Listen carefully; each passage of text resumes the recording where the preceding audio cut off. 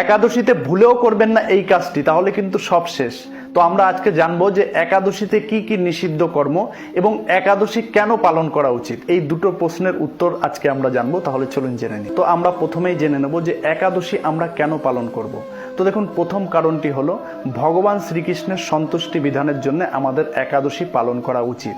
দ্বিতীয় নাম্বার, শাস্ত্রের নির্দেশ দেওয়া হয়েছে, এর জন্য একাদশী পালন করা উচিত। তৃতীয় নাম্বার, নিষিদ্ধ আহার ত্যাগ, এবং চতুর্থ নাম্বার, ব্রত না পালন করলে অপরাধ হয়। এই যে চারটি কারণের জন্যই আমাদের একাদশী ব্রত পালন করা উচিত। আর এটা শুধুমাত্র বৈষ্ণবদের জন্য নয়, এটা প্রত্যেকটা সনাতনীর জন্য, প্রত্যেকটা যেই রয়েছে, যারা শৈব, যারাই রয়েছে যত সম্প্রদায়, প্রত্যেক জনেরই এই একাদশী ব্রত পালন করা উচিত। কেননা আমরা শাস্ত্রের প্রমাণ দেখেছি যে আমাদের কুন্তী মাতা বিষ্ণু ভক্ত ছিল এবং গান্ধারী ছিল শিব ভক্ত।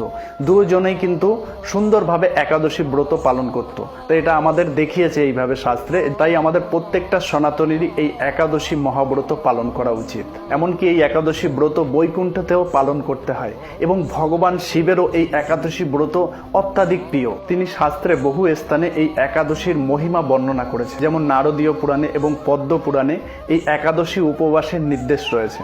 এবং এর সঙ্গে সঙ্গে আমাদের সমস্ত শাস্ত্রে এবং পুরাণে বর্ণিত রয়েছে, যারা একাদশী মহাব্রত পালন করে তাদের সমস্ত পাপ বিনষ্ট হয়, সমস্ত দুঃখ দুর্দশা দূর হয় এবং অন্তে ভগবত ধাম প্রাপ্তি, বৈকুণ্ঠ ধাম প্রাপ্তি হয়।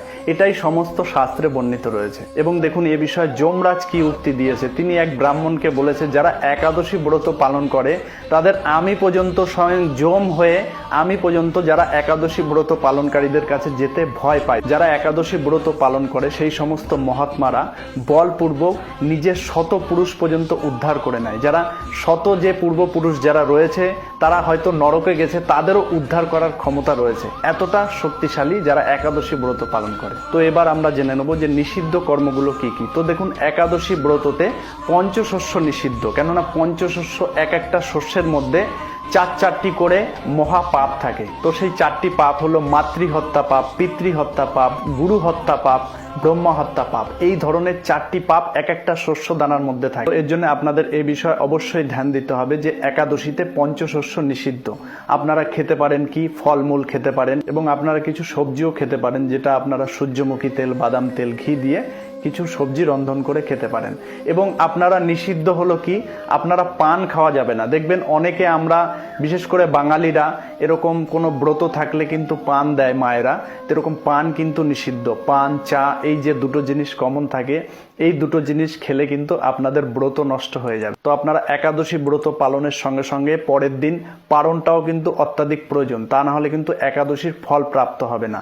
যে পঞ্চশস্য নিষিদ্ধ ছিল তার মধ্যে যে কোনো একটি দিয়ে আপনারা পারণ করতে পারেন, ভগবানকে ভোগ লাগিয়ে সেটা প্রসাদ রূপে সবাইকে দিয়ে তারপরে নিজে পাবেন। এইভাবেই পারণ সম্পূর্ণ করবেন, তাহলেই পূর্ণ ফল পাবেন। তো আমি লিস্টও দিয়ে দেবো পারণের সময় তালিকা, আপনারা দেখে সেইভাবে অবশ্যই পারণ করে নেবেন।